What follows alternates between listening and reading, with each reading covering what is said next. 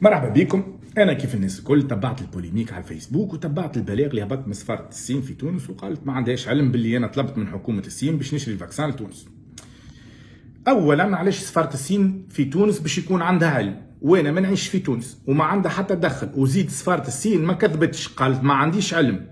ما انتم تكذبوا فيا نهار الكل وتسبوا فيا يا خويا. انا عندي ما يثبت اني راسلت ممثلين من حكومه الصين ورجعوا لي انهم موافقين باش يبيعوا الفاكسان لتونس واعطوني بروبوزيسيون نتاعهم وطلبوا مني وثيقه انه تونس موافقه وانه كريم الغربي نجم يشري الفاكسان لتونس من عند سينوفاك اللي هو المخبر اللي صنع الفاكسان تاع الكوفيد. به اتصلت باشخاص يخدموا في الدوله التونسيه رسميين وموجودين راهو في الرايد الرسمي وقالوا لي باش يحاولوا يوصلوا لرئيس الحكومه ولا وزير الصحه، وراهو عندي ما يثبت، والحكايه ذي عندها اكثر من شهرين وما راني انه ما جاوبني حد. كيف ريت توا الوفيات كثرت بالكورونا قلت نهبط بوست باش يتحركوا يعطيوني الموافقه من تونس وفي عود يعاونوني، وهما في الاخر مش باش يعاونوني انا، باش يعاونوا توانس. مشاو اتصلوا بالسفاره الصينيه في تونس وقالوا لهم كذبوا الخبر هذا الكل باش انا ما نبانش في الصوره. اما بربي الحكومه التونسيه كانت نجم تجاوبني بايميل ولا واتساب كيف انا اتصلت بيهم، ما عملت لهمش شوشره ويقولوا لي ما تدخلش روحك خويا في الفاكسان وما يشوهوليش صورتي كيكا. اما الله غالب مخوفتهم الكوستيم وفي بالهم انا نعمل في السياسه ويعطيوا في تصويره غالطه للعباد. علاش هذا الكل؟ خاطر اللي لابسين الكوستيم الكل 10 سنين ما عملوا شيء في البلاد. به انا هاني باش نقص حبل الكذب وفضحتهم خاطر في بالهم خرجوني كذاب ويحبوا يكرهوا الناس فيا.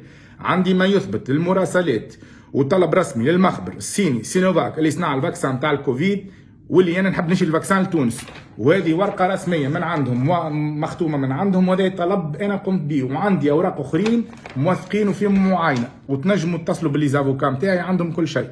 باهي خويا نعطيكم سكوب. اليوم الصباح الحكومه اتصلت بنفس العباد اللي انا اتصلت بهم ويحبوا يشريوا ديريكت الفاكسان وقالوا لهم نهار السبت نبعثوا لكم مراسله رسميه من غير ما تتعاملوا مع كريم. يا خويا ان شاء الله مبروك وان شاء الله مبروك عليكم وان شاء الله توفروه في اقرب وقت للتوانسه. اما ان شاء الله ما تطلعش كذبه جوست باش تكنتروني انا مع الناس.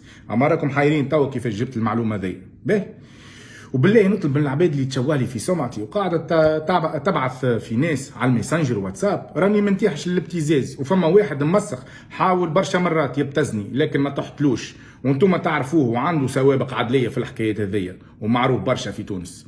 واللي قال انا مانيش موجود على موقع امسام اللي هي المراقب الدولي الدائم للمجلس الاقتصادي والاجتماعي بالامم المتحده، نقول له لا راك غلط، راني موجود وليزاكتيفيتي الكل نتاعي موجوده في السيت. يا رفيق يظهر لي مازلت ما تعرفش تستعمل الانترنت باش ما نقولكش كلمه اخرى، واني مازلت متربي معاك. تنجم تدخل على السيت لوفيسيال وتلقاني وتلقى ليزاكتيفيتي الكل نتاعي موجوده.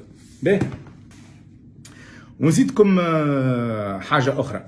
اللي قال الباسبور مزور يا خويا هاني مشيت بيه لفرنسا ودخلت بيه لاوروبا ودرت بيه العالم واستقبلوني كدبلوماسي وراسي مرفوع ودخلت بيه لمصر وبرشا بلدان اخرين وفيه فيزاوات وليزونتري الكل.